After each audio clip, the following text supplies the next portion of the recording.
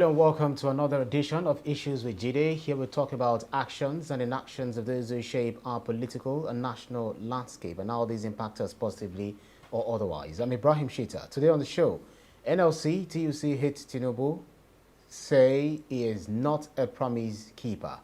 Also, Operation Save the Naira, CBN axes for 1,173 BDCs. In the course of the program, we take your questions, but first subscribe to our YouTube channel and drop your questions in the comment section. It's also important to mention that we can only read comments with human names and the ones based on the subject matter. Now, the Nigeria Labour Congress has slammed President Bola Tinubu over his comment on the union's Tuesday's protest, which he described as unacceptable, telling him to channel his energy into tackling the enormous challenges facing Nigerians, rather than engaging in rhetoric with the organized labor. What's your reading of the brickbat between the president and the labor unions? Of course, I expected this kind of response from labor, the NLC, because the president invited this kind of response by throwing those jabs at labor. Of course, labor continues to say, look, the escalating cost of basic amenities, basic necessities of life like food, the pervasive hunger in the land is what really concerns them. And they are not done anything wrong by asking the president to do his best to cushion the effect of the removal of subsidy, which was the trigger, or which was the trigger for the inflationary trend that we are going through at this time, especially food inflation. Labour also talked about non-implementation of its agreements, and they literally described the president as someone who doesn't keep his promises. I will look at some of the agreements, some of the items on the list of agreements reached with Labour that Labour believes have still not been met. And I will try to analyze in my own way what the government could have done. The first one is review the program of cash transfer and propose the inclusion of low-income earners in the program. Low-income earners, by adding them to the matter of cash transfer, it means that funds set aside for this conditional cash transfer will inevitably go up. Low-income earners who are workers at federal and state level are ordinarily not supposed to be part of this conditional cash transfer. So it will be difficult, in my view, for the government to add this category of public servants into the list of beneficiaries of the conditional cash transfer.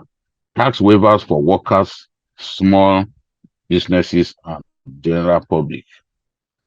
I don't know how far the government can go by giving tax waivers to workers. Of course, as workers, they need to pay their tax.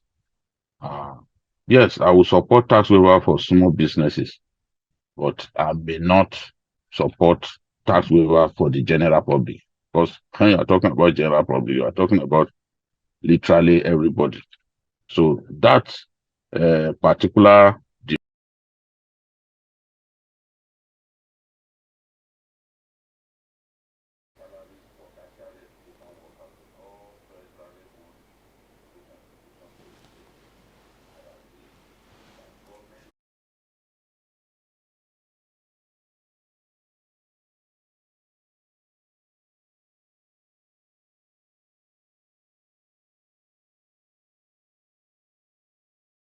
owned by the federal government. I agree absolutely that that step has to be taken. States and private sector to be compelled to give wage awards to workers. This looks like a long shot to me. I don't know how the federal government can compel state governments and private sector entities to give wage awards to workers. That word compelled is a no-no. You can only appeal to them to introduce these cash awards. The president can reach out to the Nigerian Governors Forum through their chairman and advise them to all give wage award. I know some governors are doing it, but a lot of the governors don't seem to be bothered. Provision of funds for SMEs across the federation. This is a good idea, which in my view will energize the economy, because these MSMEs are the engine of growth in any economy. So they need to be assisted. And the government had made this kind of promise in the past. So the government should go ahead and honor its word. Fertilizer initiative for farmers across the nation. This initiative, this demand by NLC is also a valid one. If we want to boost production, we have to support farmers, support them with the things that they need to stimulate agri production. We need to do that at this time. For so long, we had abandoned agriculture because of the petrol money, or the money from crude oil that states had been sharing in Abuja. Many states are not really bothered about agri production, but we can see now that we are finding it difficult to feed our population.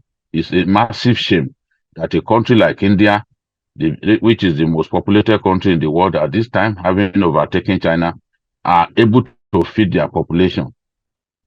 India is a big producer of livestock. India is a big producer of rice. Nigeria can't even produce enough rice to feed its population. And our population is by far lower to that of India. So we've got to do something about that to stimulate agri production. So labor is not always wrong.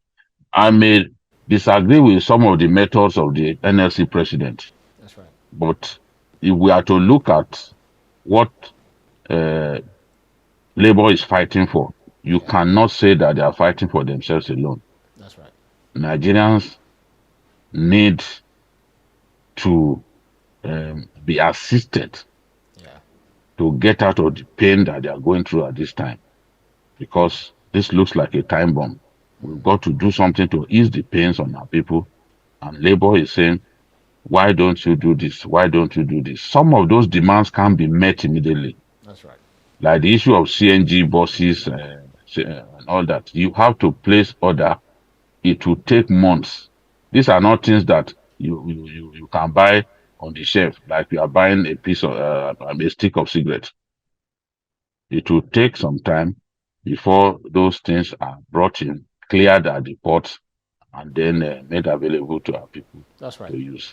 So, all right then. Let's change tack by looking at the issue of the Central Bank of Nigeria, which has now revoked the licenses of 4,173 bureau de change operators for failing to observe at least one of its regulatory provisions, such as payment of all necessary fees, including license renewal, within the stipulated period, in line with the guidelines.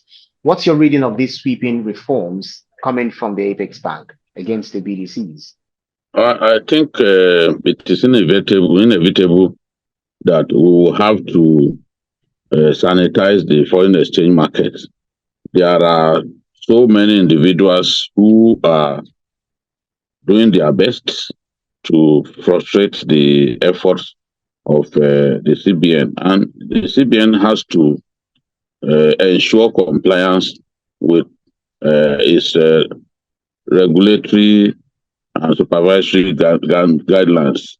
These guidelines are mandatory, and if, as a BDC, you fail to comply with those regulatory guidelines instituted by the CBN, then you are asking for trouble. So I also believe that having 5,000 BDCs in our country, having more than 5,000 BDCs in our country is crazy. We don't need that many BDCs. We have turned the dollar into a commodity that will sell on the streets. Even in semi-urban communities in our country, we still see people selling the dollar. There's no country where this is being done. In the year 2006, we had 100 BDCs in Nigeria. By 2009, we had 1,147. In 2021, we had 5,500 BDCs in our country. By February 2024, we had 5,690 BDCs. By March of 2024, when the CBN had wielded its big stick, that number came down from 5,690 in February 2024 to 1,517. I think that the sanitation has to go on because the regulations are clear. And the regulations are in line with the Bank and Other Financial Institutions Act 2020, number 5, and the revised operational guidelines for BDCs 2015, instituted by the CBN. Now, some of them are guilty of not renewing their license. Some of them are guilty of not rendering returns because the CBN demands from time to time that they should render returns and comply with the CBN guidelines on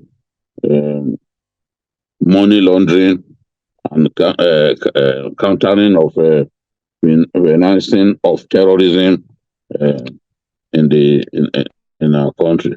So if you fail to comply with the regulatory guidelines of the CBN, then you are asking for trouble. I'm not surprised that this has happened.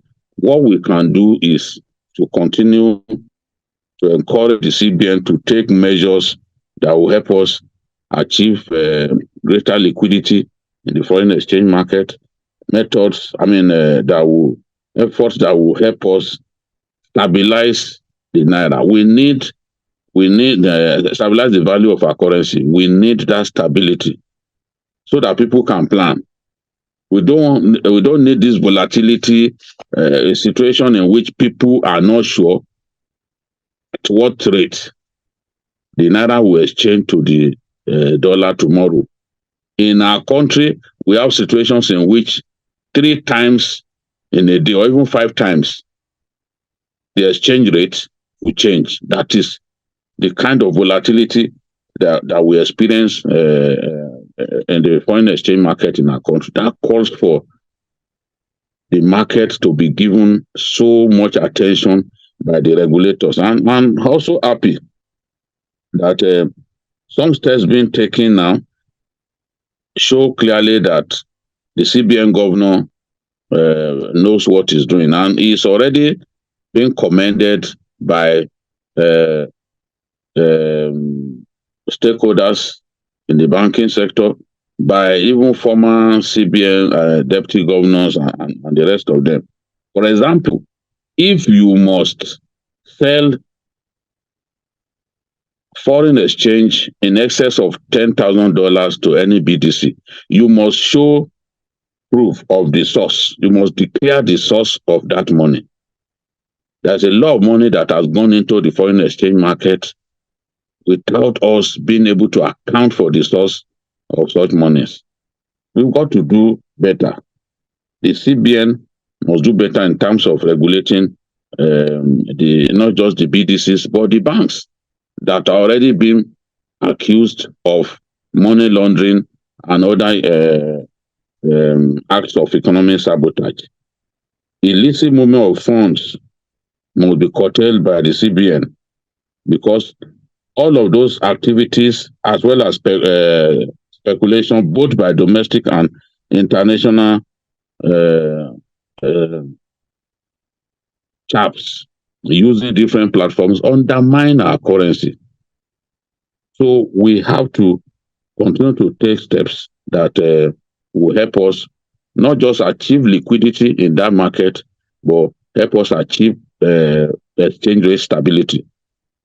I was happy when the CBN governor announced that they had cleared some of the forex commitment backlogs amounting to 400 million in the course of the week. We have to clear everything. By the time we clear everything, I can tell you that investor confidence in Nigeria will improve. Some of those investors will come into our country. Foreign capital inflow will improve tremendously. And that will also affect our dollar liquidity positively. We will have much more dollars to supply the foreign exchange market. So kudos to the CBN governor for the efforts is making to clear the backlog. This government didn't inherit the backlog. We are told that they are still owing airlines up to $2.2 billion. But we have to pay everything. Otherwise, some of those airlines like the Emirates that are still coming to Nigeria, not return. We need them to return. We need investors to have confidence in our country, come and invest in assets or businesses in our country, and to help us boost foreign capital inflow into our country. So the CBN has a big role to play in all of this, and we have to encourage it to continue to take steps, to achieve its mandate. I was happy when they moved against Binance and other crypto firms, that are believed to be criminally manipulating the forex market. And at a point, we were scared that the Naira go to 3,000, because those guys won't stop until they push the Naira to 3,000 Naira to $1. But some of the steps taken have ensured that the Naira has continued to gain against the dollar. And for the first time in 2024, we are going to see the Naira gain over the dollar consistently for a period of 1 week. That had not happened this year. But given what we've seen from Monday right up to today, we can safely say that the Naira has done pretty well against the dollar in the last 1 week. So we want to see that trend continue. And I'm confident that by the time the country begins to earn more money from crude oil sales, anything from August, we'll be able to earn more money from crude oil sales, because the contracts that the previous administration got into, which ensures that we have to supply crude oil to clients that are paid in advance. The point I'm making is by August, we will have come to the end of that cycle. So the country can earn more dollars from crude oil sales. And if we can defeat crude oil theft in our country, our oil output will go up. We'll be able to meet our OPEC quota that we have not been meeting. We'll be able to meet it, and that will mean more money. Again, if we stop importation of petrol this year, because a lot of our foreign exchange goes into importing petrol. If we are able to stop it this year, again, the quantum of dollars that we used to spend to import petrol will now be available for other uses. We'll be able to push more into the foreign exchange market. We'll be able to that liquidity will stabilize our currency and even make it stronger. That's right, Mikhail. Yeah, so Nelson Adufe says CBN should not relent on this approach to sanitize the foreign exchange policies. Why should dollars and excess naira be in the hands of people who are barely on the streets? I applaud Cardoso's, he said Cardo's approach. Banji Okesito says the name of BDCs whose licenses were revoked as contained on CBN website are so funny, suggesting that their establishment for the boys more should be revoked. Onokoya now added said JIDE and Sons BDC Alagbole Akute, and that relates to my second question as regards this, because you also read out the statistics which says between 2005 and 2006 there were about 100 BDCs in Nigeria, as against the 5,690 we had before the suspension of more than 4,000 of them. The cable reported actually that there are names such as Rice and Beans Limited, Deep Freezer Limited, etc., etc.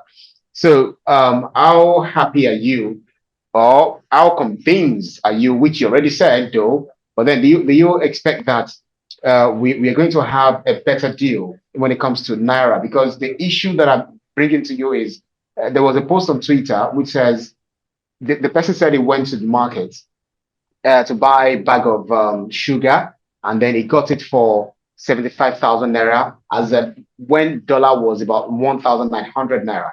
Now he went back to the market when dollar, is or was about 1,535 or thereabout, and then he met it at 86 or 87,000 naira. So now saying that we are our own problem, really, not really the dollar as majority of the market has claimed. How do you respond to this very quickly? There has to be some form of control, whether it's through commodity board. We have to find a way. In the north, for example, prices are going down. Yobe, Katsina, Kano, because people who hoarded grains, they are being forced to open up their warehouses and sell those grains to Nigerians. The fear of their grains being confiscated has pushed many to quickly open their warehouses and sell directly to people. And it's bringing down the price. Price of maize in Kwara, it was reported to have also gone down. And I recall that Daily Trust went into the town in some communities in northern Nigeria and reported that prices are coming down. They may be marginal, but if we sustain the efforts that we are taking, and we stop people who are taking grains across the border, we've not effectively fed our people, and some people are taking grains outside our country to earn foreign exchange. We have to stop that. We have to stop that at this point, because those measures are pushing the prices of commodities right up to the roof. Remember what happened with the cement manufacturers. The president had to come in because it was illogical for these cement makers to move price from 5,500 to 15,000. Over what?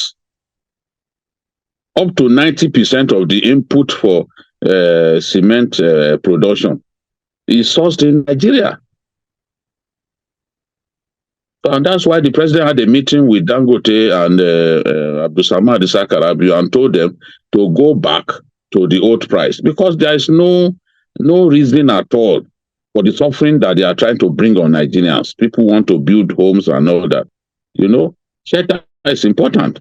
But if we make cement unaffordable, many people won't be able to build homes. Will our people be sleeping on the streets? And these are businessmen who have benefited tremendously from our country, yet they can't even show mercy to the ordinary Nigerians.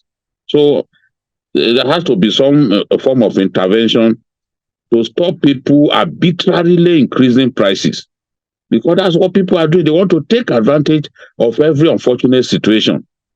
So The government has to figure out how it will deal with this situation so that people don't just wake up and increase prices just the way they like. That's right. Shaibu Yusuf says videos to Cardoso. I wish eventually could learn from the current CBN governor and how to run the Apex Bank. Interesting comment. But then that's our show for today's edition of Issues with JIDE. Special thanks to you, Babajide Kolade, for those insightful analyses. As always, I want to apologize to our audience, for the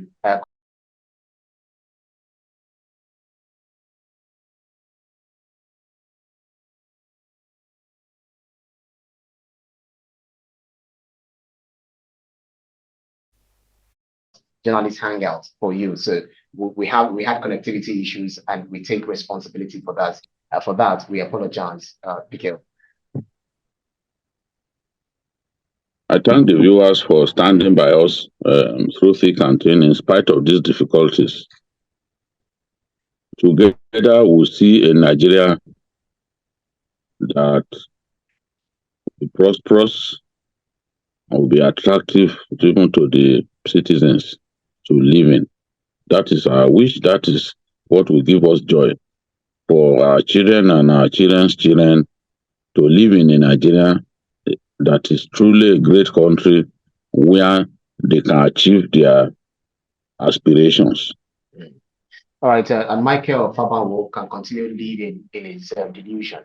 And thanks you to our audience for keeping our company on every edition. You can see the program again anytime by subscribing to our YouTube channel, TVC News Nigeria. Click on the subscribe button to get the latest information. You can also follow us on our social media platforms at TVC News NG. I'm also at Ibrahim TVC News. On behalf of the rest of the team, I'm Ibrahim Shita. See you again next edition. Bye for now.